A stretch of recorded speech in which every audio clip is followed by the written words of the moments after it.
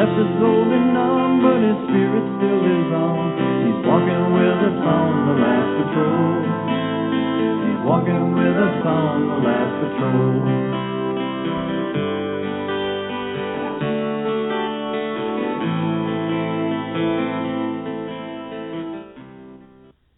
The Last Patrol radio show is a program dedicated to my brothers and sisters who have and to those who are now serving America in the U.S. military, the police and security, firefighters, and EMS. This is a Veterans to Veterans ministry. By God's grace, we're here to serve and to help bring the truth to you through the Word and the life of Jesus Christ. I'm Pastor Ted Marshall. I served as a dogman, that is a canine handler, in the U.S. Air Force Security Police in the Vietnam War. I know that the bond we as veterans have is very special, and we can talk to each other. This program is for you and your family. Let us ask for guidance from our Lord to inspire and to hear from Him on how much He loves you. And the peace of God, which transcends all understanding, will guard your hearts and your minds in Christ Jesus. Philippians 4:7. The Last Patrol radio program is a Talk to Vets ministry, hosting guests from the Christian veterans community and the caring and loving people who bring information, loving gratitude for all of you who are our nation's finest treasure. Here in the home of the brave, you are the brave in that home. You and I have a lot to share on subjects we can learn from. Using the Perfect Operations Planning Manual, the POPM,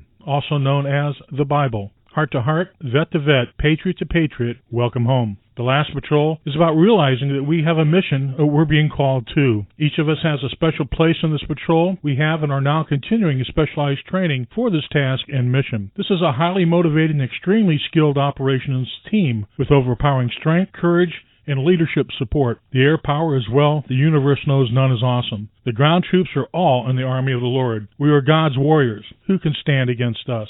Trust the Lord with all your heart, and lean not on your own understanding. In all your ways acknowledge Him, and He will make your paths straight. Proverbs 3:5-6. Walk with us on the Last Patrol. Hi, this is Pastor Ted Marshall. Welcome to the Last Patrol radio show. Today, Aaron Bergman from the Bergman Report will be discussing with us kind of a unique topic, chicken or egg. Aaron, welcome back to the show, and good luck with the Bergman Report, soon to be aired on our radio station here at WVRM radio station here in Zephyr Hills, and broadcasting throughout America and Canada on the VRM Veterans Radio Ministry Network. Aaron, thanks. Welcome to the show. What's this about a chicken and our egg? Well, you've heard of a chicken or egg scenario, i.e., which came first. Right. That's what came to mind here when contemplating today's show. And when I refer to the chicken or egg scenario, obviously, which came first, I'm referring specifically to the madness we are observing on the side of the left, what could only be referred to as a mass hysteria, both in the media, which is obviously the titular head of the leftist movement, as we've talked about ad nauseum at this point. But it begs a question, which is that the people that are still in support of the left, of the Democrats, of the media, of these narratives, we have to believe that they suffer from significant psychological and emotional issues. And it begs the question as to whether they came to the party with these issues or whether they were driven to a state of mouth-frothing insanity by this daily drumbeat that we've been subjected to both in the lead-up to the 2016 elections and in the past 2 years since the 2016 elections. In other words, my pregnant question to you, Ted, is, and to the audience at large, is do you believe that the left and the media, by extension, have basically attracted people with latent psychological issues to their cause, or do you believe that they have whipped them into a frenzy by way of this daily drumbeat into the mad dogs that they have become? And when I say mad dogs, I'm referring to groups such as Antifa, Black Lives Matter, and, of course, the Me Too movement. I think what we have is a combination of both, Aaron.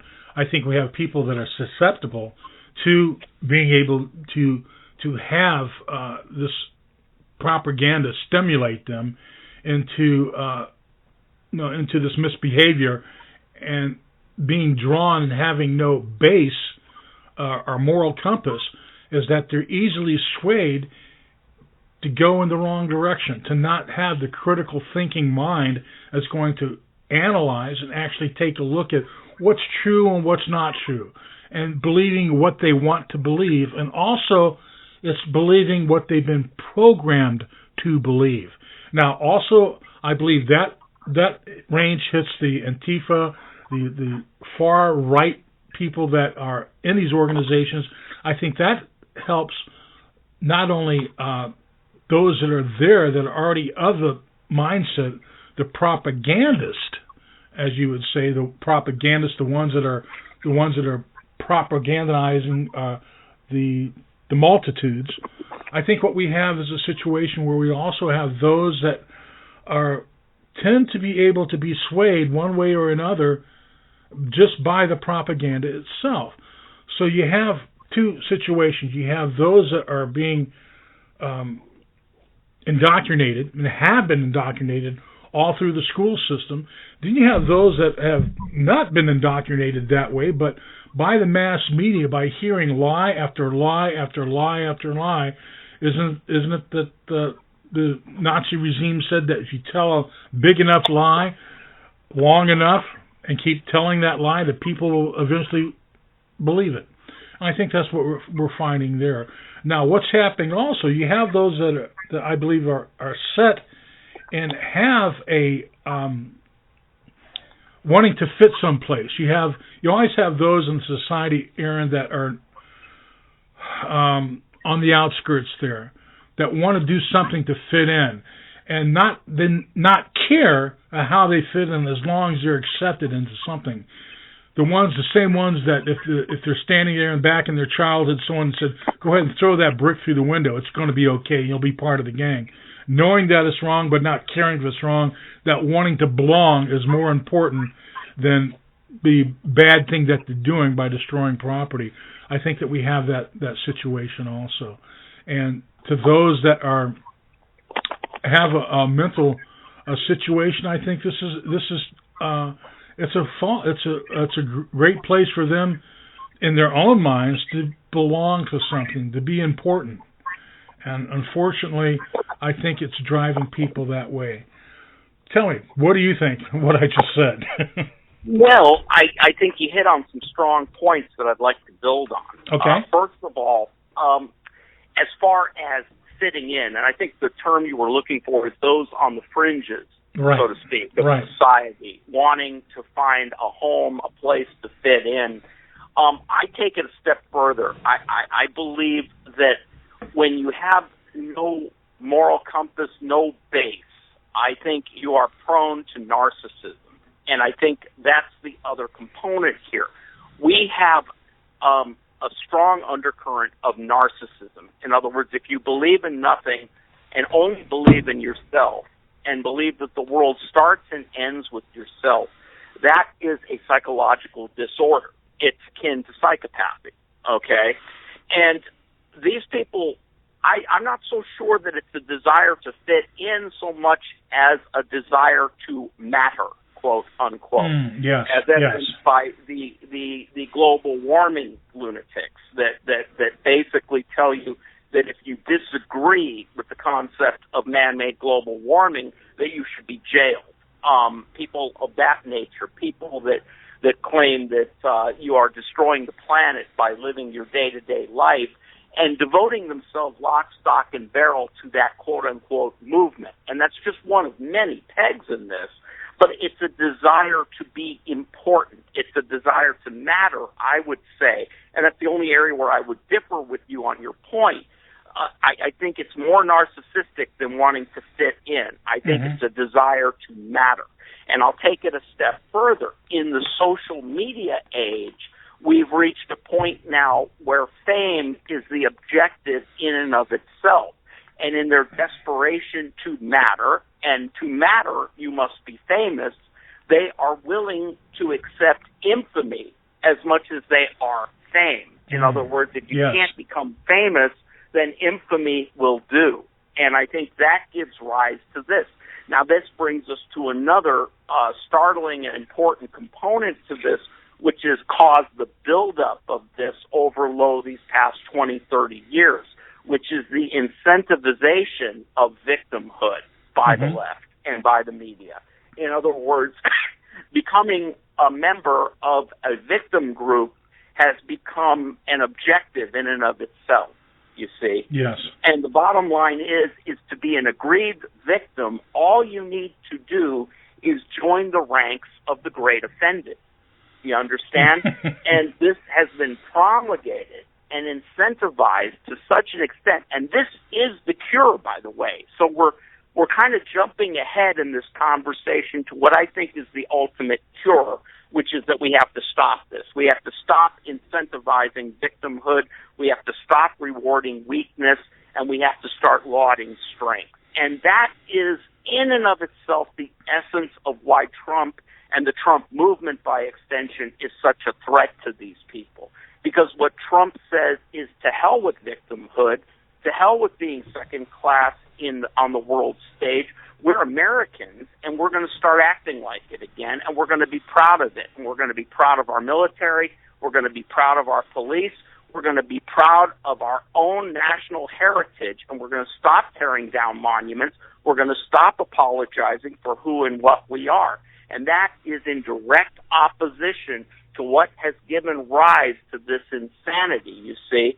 And the other component to this, the other important thing to keep in mind, is the fact that these people do come with pre-existing latent issues. They are weak, okay? Be it psychologically, be it emotionally. Think the snowflake effect, for example. Yes. Just to give you one of countless examples here, Ted. Okay, so they have been basically bolstered and incentivized and taught to play up victimhood, to play up their level of offense, all right? And a lot of these people have gone into the media, okay, because it's a relatively easy degree to get, as I can attest, as we've covered. I happen to have a bachelor's degree in broadcast journalism. We got that out a long time ago. I confess that sin is done, all right? Okay. That said, a lot of these emotionally unstable, intellectually unstable people are being put on television. They are writing articles. They are writing op-eds. Some of them are in the decision-making. The heads of CNN, the heads of MSNBC, the editor of the New York Times, the Washington Post. The list goes on and on and on, and goes all the way down, if you really want to burrow down, to Google. Remember what we saw of the leadership of Google the day after the election. I mean, was that not eye-opening? Just how mentally weak these people were in terms of the way they expressed themselves, and the way that even though everybody on that stage was a multimillionaire, they wanted to portray themselves as victims. And they wanted to portray everybody in the room that was probably earning well over a six-figure salary as victims. And everybody needed a hug in the room because the election had not gone their way, right? Yes. So the examples of this abound everywhere we look.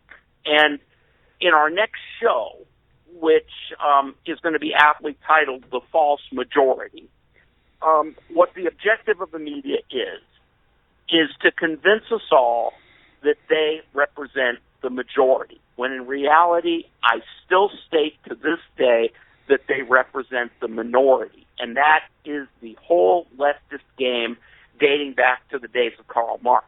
Is you marginalize, you divide and conquer, you make the majority feel as if they are the minority, okay? And we'll cover this in the next show, but it's a pregnant point for this conversation as well, because what we are seeing on the air every day, if we dare tune into any cable news show, any local news show, any sports show, any movie preview, everywhere you look is insanity, condensed, dense insanity that's making us feel like we're the last man standing. And that is the objective, Ted.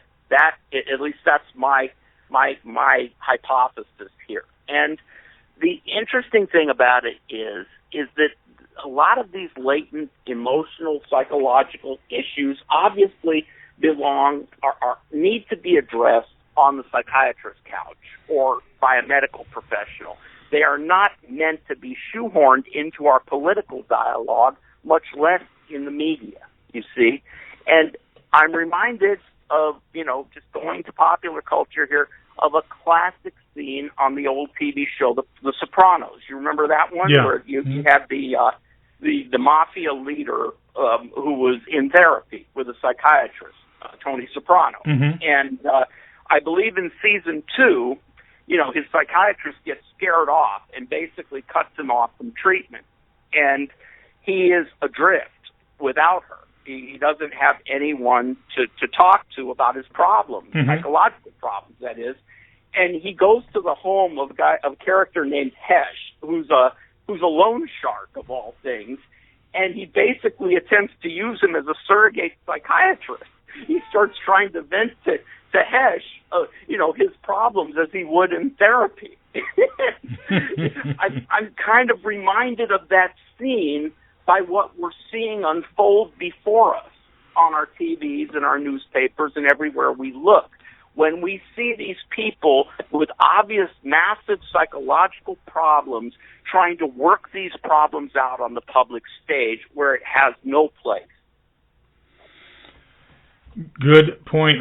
You see this insanity. You see the one of the first things I look at is people's eyes, and you see this wide-eyed, intense look that they have on their face, and the escalation of their voices, they're becoming higher and higher pitched, faster and faster talking, and you're seeing as they use the word getting spun up, and this isn't normal. Normal people don't speak like this. When people have conversations or having a debate or having conversations, they don't act like this. And when you see people with an emotional cadence that they have on the street, these are people that you look out for. When you see somebody like this, when you're in a crowd management situation and they're into that type of frenzy, these are the people that I have to, as a protecting an event or protecting a client, these are the people that I have to remove from that area or get my client away from.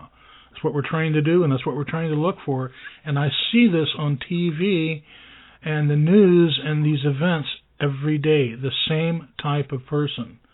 And it's scary. It's scary.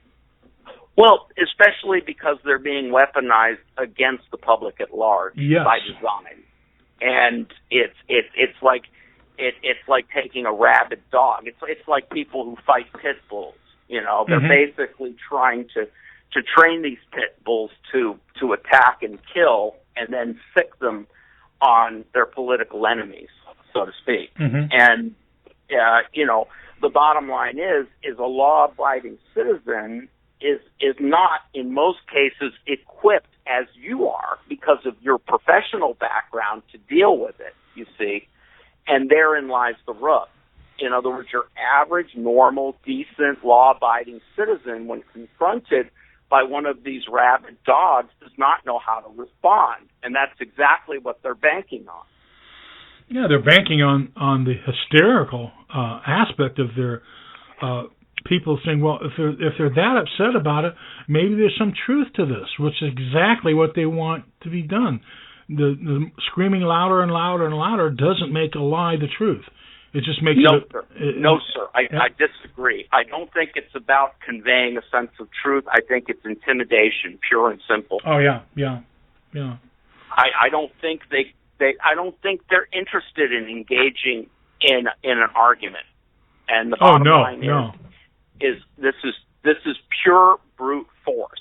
And you know my background, you know my proclivities in that I welcome this, as unpleasant as it is. And I know this has become a familiar refrain for me, but I like having the mask torn off of this. I like average people that, and it becomes, I mean, over the years, it becomes tiresome to hear people say, I don't want to talk about politics. I don't want to deal with politics. I just want to, watch this dumb TV show, Big Bang Theory, or I want to watch my dumb ball game, or this or that. Let's just talk about that. I don't want to deal with it.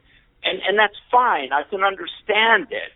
But by the same token, I think these tactics are opening those eyes, Ted. And I think it's scaring the hell out of people. I really do. And I think it's high time people became aware of what these people are capable of, these demon rats, as you call them. And also, what you're seeing is flailing here. This is you know how doctors always say if someone has a condition that causes them to flail, that you have to approach them with extreme caution. Yes. Right? Yes. Because flailers can injure you. Well, these people are flailers, and the people behind them are also flailing, specifically the media. Because I think the media is more front and center in these times than the Democrat Party is, believe it or not. I think the Democrat Party has, for the most part, been relegated to being a regional force for evil, as you would put it. And I think that the national discourse of promulgating horrendous policies and evil, to use your terms, is the media. That is the vessel of, and the bottom line is the media being now staffed in large part by these same wild-eyed emotional cripples are incompetent and incapable of, how should I put it, of competently propagandizing any longer. In other words, they cannot convince people, A, that they are objective reporters of the news. Nobody believes that anymore. No. Okay? They cannot convince people, they cannot make an argument. Just like the rabid dogs in the street, they're incapable of making a rational argument for their side or convincing anybody of anything. So what do they resort to? Name-calling, character assassination, intimidation, if you will. Okay? And it's the same mantra. It's the same tactics. And it's becoming next to impossible to really... I can't tell the difference, for example, between Jim Costa and Code Pink. They're the same person. Good point. Good point. We're coming up to a station break. If you stand by, we'll be right back with Aaron Bergman and the Last Patrol Radio Show and the Bergman Report. This is Aaron Bergman with the Bergman Report. Thank you for listening to VRM, Veterans Radio Ministry, from the VRM Digital Broadcast Studios in Zephyr Hills, Florida, USA. Christian talk and variety radio.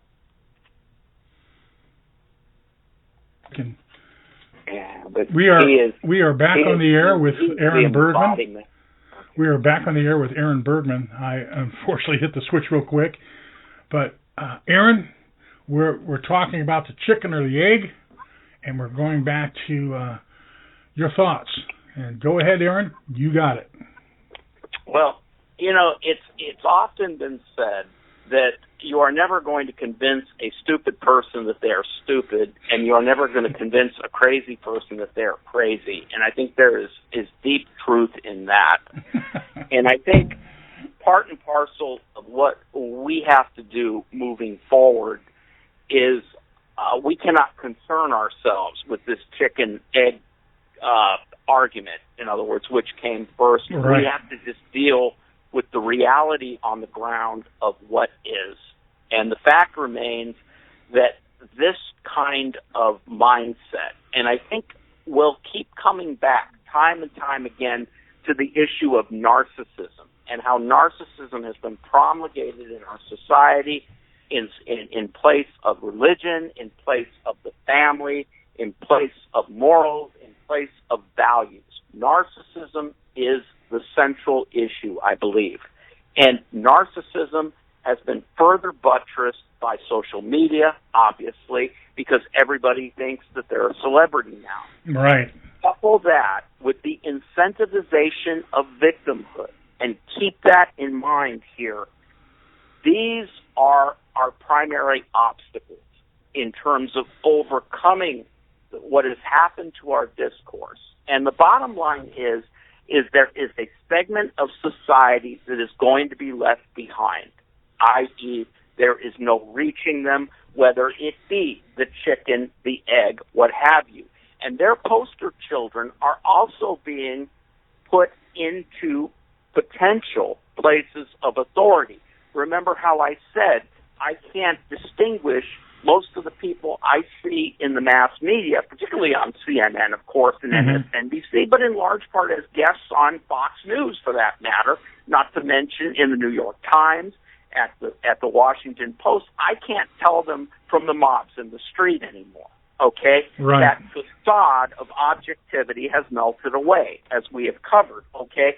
But understand this, too, moving our focus back to the political spectrum, these same crazy-eyed, to use your term, people they're attempting to interject them into our politics once again.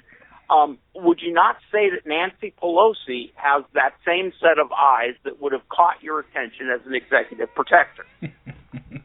I would have been watching her hands very carefully. Exactly. Would you not say the same for Bernie Sanders, frothing at the mouth? Yes, indeed. Okay, let's take it to the next level. This Ocasio-Cortez gal from Brooklyn. She's got the crazy eyes. Yeah, she's got the crazy eyes, and yeah, I have to agree. I agree.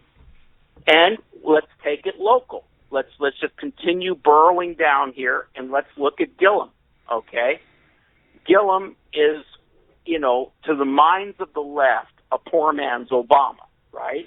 Mm-hmm. But there's a fundamental difference between Obama and Gillum. Gillum states his socialism openly during an election, right? Right. These people are so delusional, they think that this is a winning formula.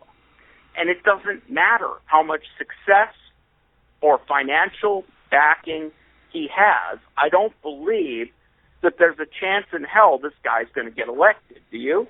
I don't think so. I think most of the people are much smarter than that.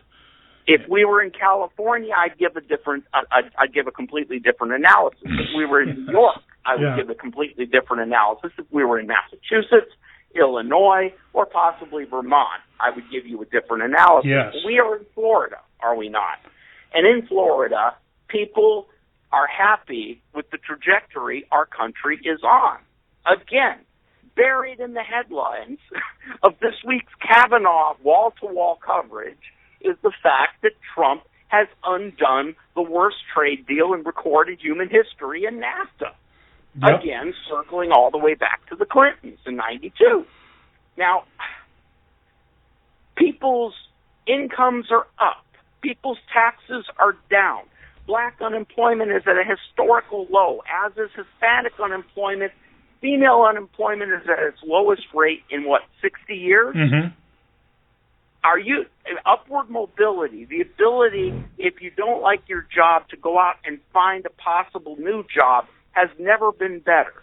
Do you think the people of Florida want to go back on that and undo it? I can't envision it under any circumstances. But then again, I am not delusional. And the bottom line is this delusion is being said and promulgated by the media, by the fake polls, and by a certain group of billionaire, corporatist, world order people, a la Tom Steyer's, George Soros, and such. And I just read that Steyer, speaking of Gillum, just contributed $5 million to his campaign in Florida. Now, let me ask you something. What does a billionaire in California care about the governor's race in the state of Florida? Question. Please answer that. That Why is that question being asked? Tell me what's your opinion of that. I said, why isn't that question being asked? Well, I'm asking it. Yeah, me too. What the heck? Let me give you a possible answer. Okay.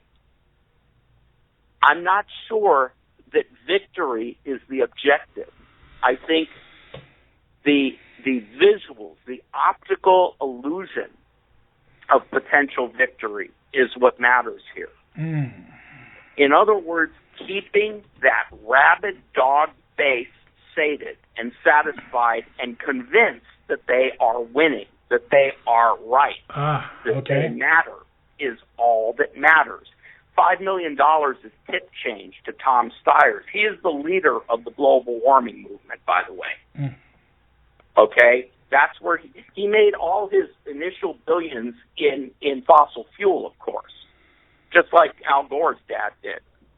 But now he's into the green energy and the green movement and the whole global warming thing. Tom Steyer is worse than George Soros, believe it or not. Wow. Okay? And the bottom line is that he has to... I think that this whole rabid dog intimidation, if you want to say chicken or egg, going back to our central thesis here, has a life of its own. It keeps the leftist movement relevant, you see? Yeah, that's a point I want to agree with you, is thinking about what's happening in the election, the gubernatorial election here in Florida, that even that the people are going to say, well, maybe socialism is getting stronger. Maybe it is an alternative. That's what's really scary. Also, legitimizing socialism. That's a big part of it too. Yes.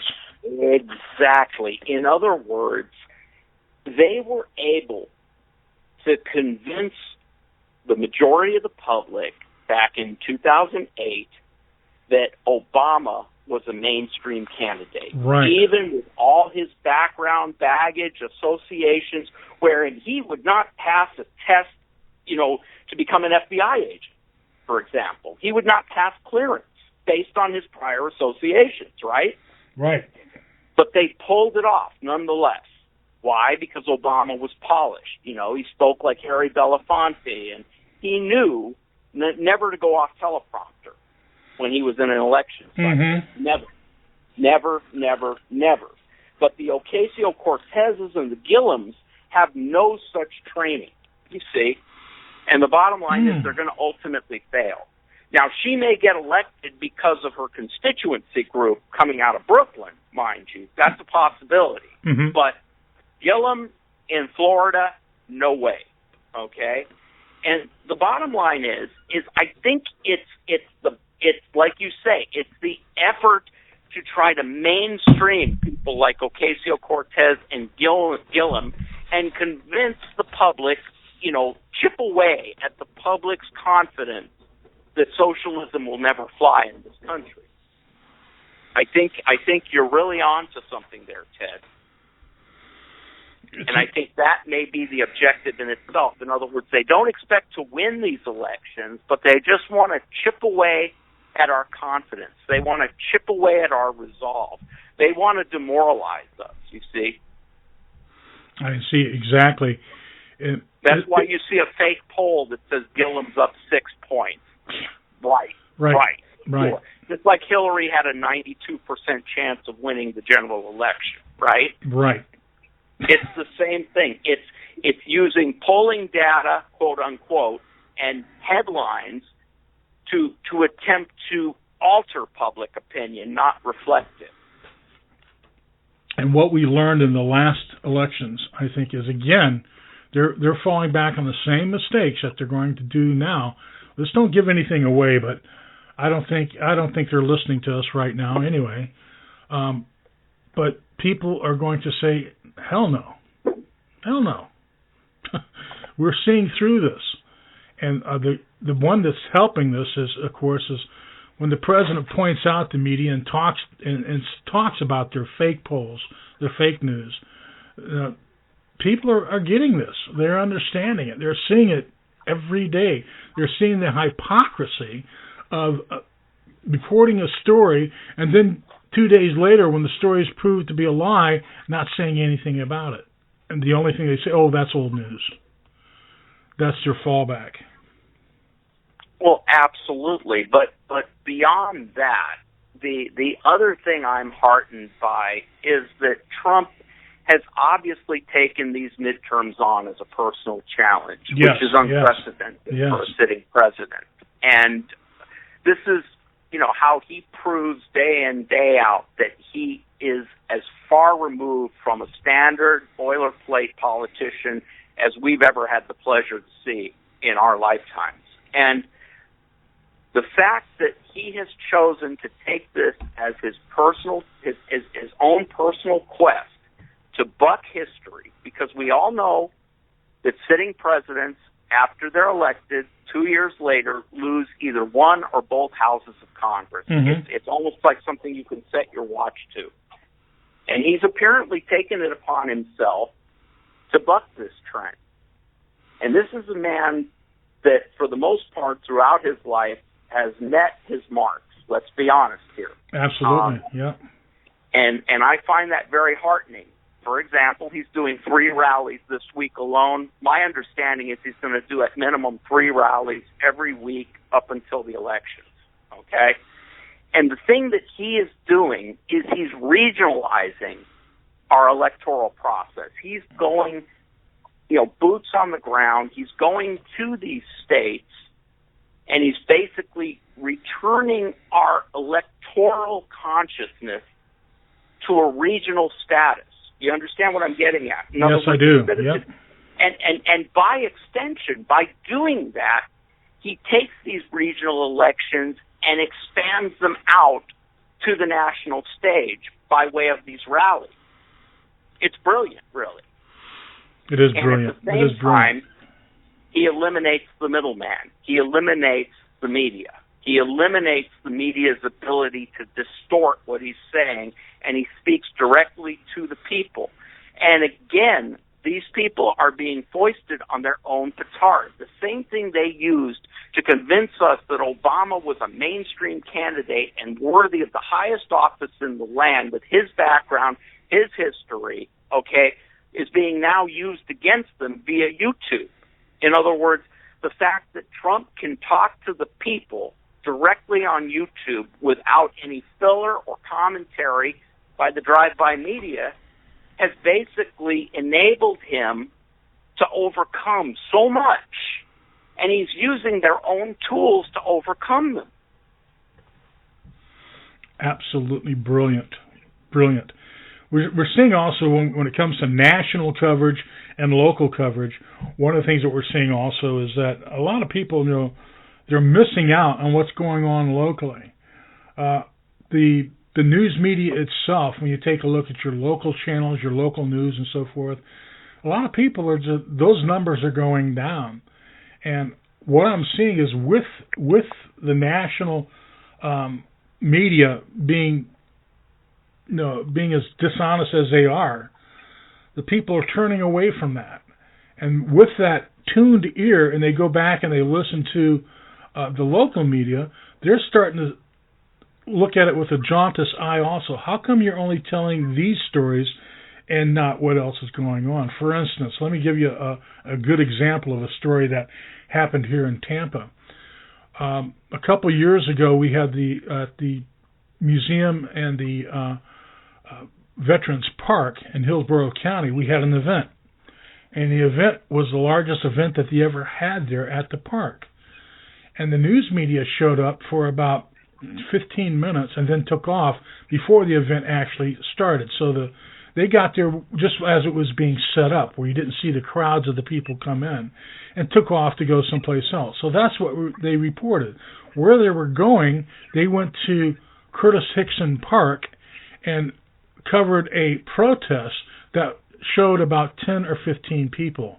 And that was their big news headline.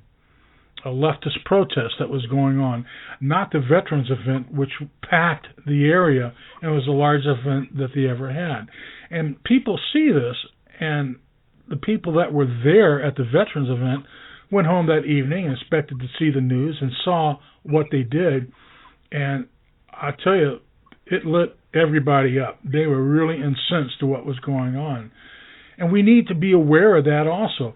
Locally here, Aaron, we need to call these media outlets accountable for what they're doing.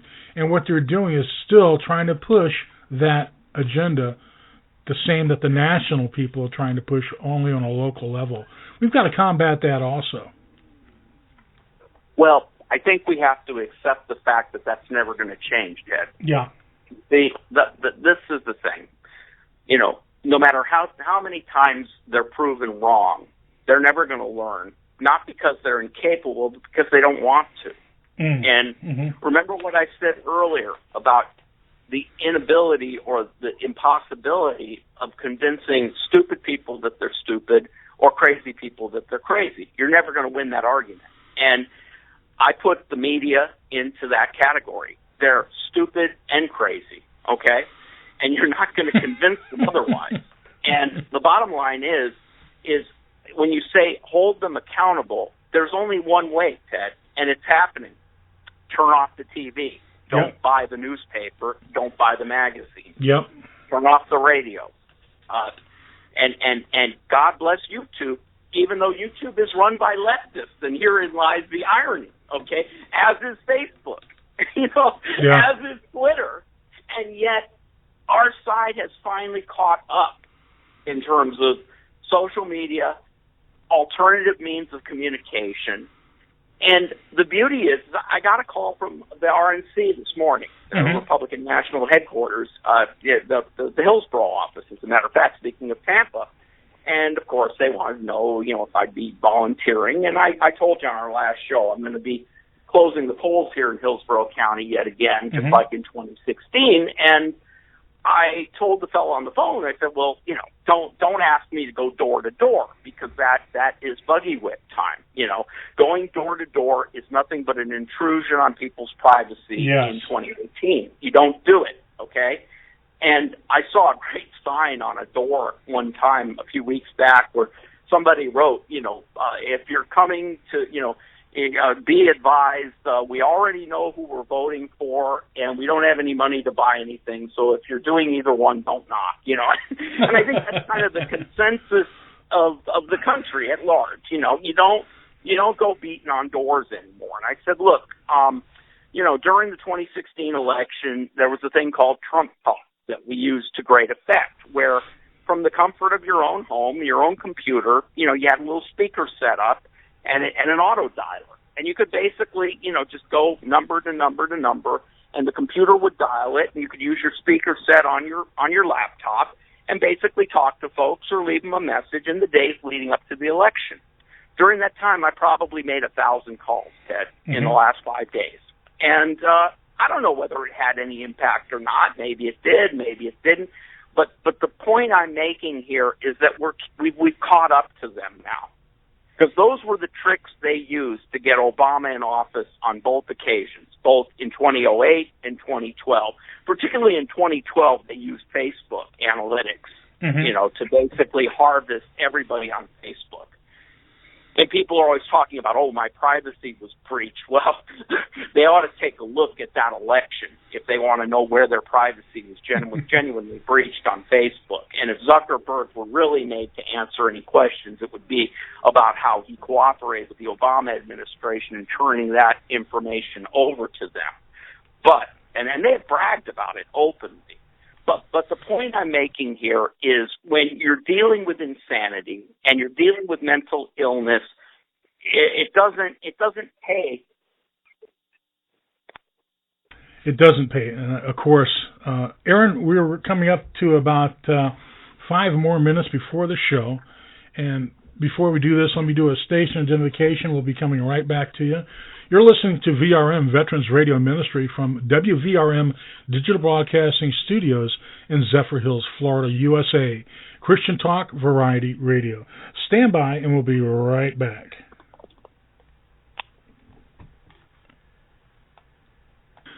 We're back. Thanks for listening to the Last Patrol Radio Show. We're still on with Aaron Bergman. And Aaron, go ahead and finish your points.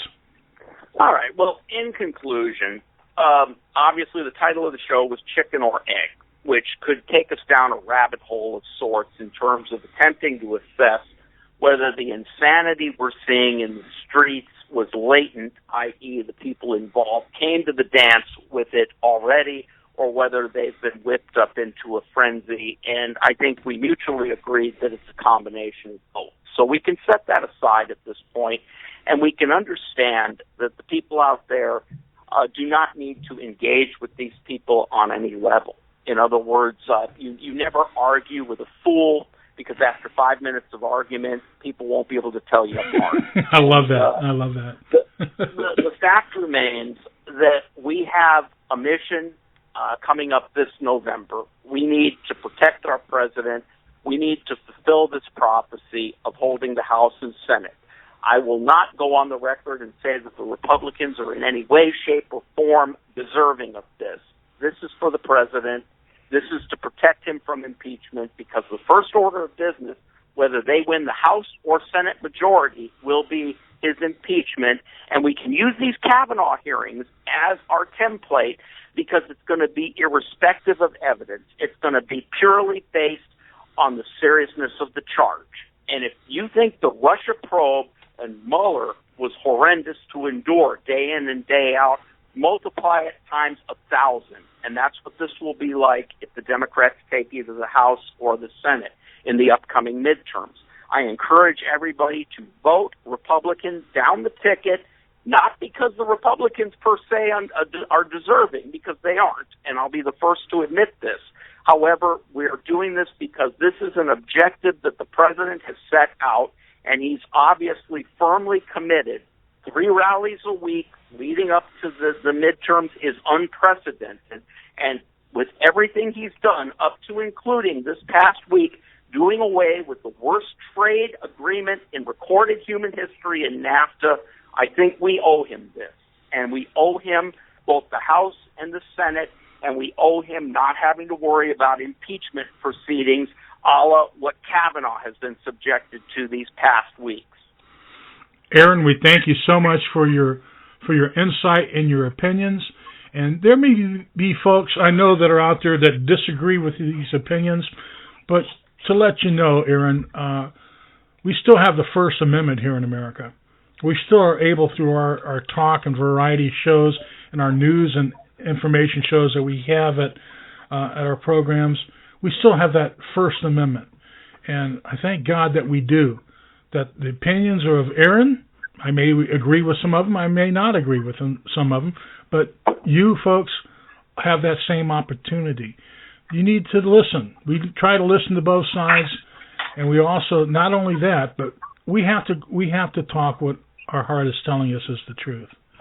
And of course, that truth comes from a biblical background. It comes from a background of knowing that the truth does matter. It does matter out there. Aaron, I'm excited about what's coming up to date, some of the things that are going to be happening in the future. The Bergman Report will be a standalone program that we'll be having very soon, and we look forward to those 30-minute programs that we're going to do with the Bergman Report, and that way it's a little bit better for radio that we have a 30-minute window and be able to interject more shows. They'll be able to hit our rotation and go in a lot easier spots, because being a variety radio, we want to be able to inject more shows, more people, more views, and be able to run that. Aaron, before we go, I just want to thank you again, and I want to ask folks to stay tuned, and we'll be giving you updates of when the Bergman show starts. But until then, of course, Aaron's always going to be visiting us on the Last Patrol as our go-to person. Aaron, thank you for your time today, and God bless you, brother, and you stay safe out there, and we really appreciate you being on the air with us. My pleasure, Ted. Thank you so much. You're listening to VRM, Veterans Radio Ministry. We're broadcast from WVRM Digital Broadcast Studios in Zephyrhills, Florida, USA. We're Christian Talk Variety Radio, sending the good news and the truth and the life of Jesus Christ around the world. Thank you for listening to our broadcast, and we hope that today, and tell your friends about the broadcast also. Tell your friends that it's easy to listen. All they have to do is go to veteransradioministry.com and click on the Listen Live button, and then click on the radio station. And you'll be able to listen to us 24/7, 365. You're listening to the Last Patrol radio show, and thank you for listening.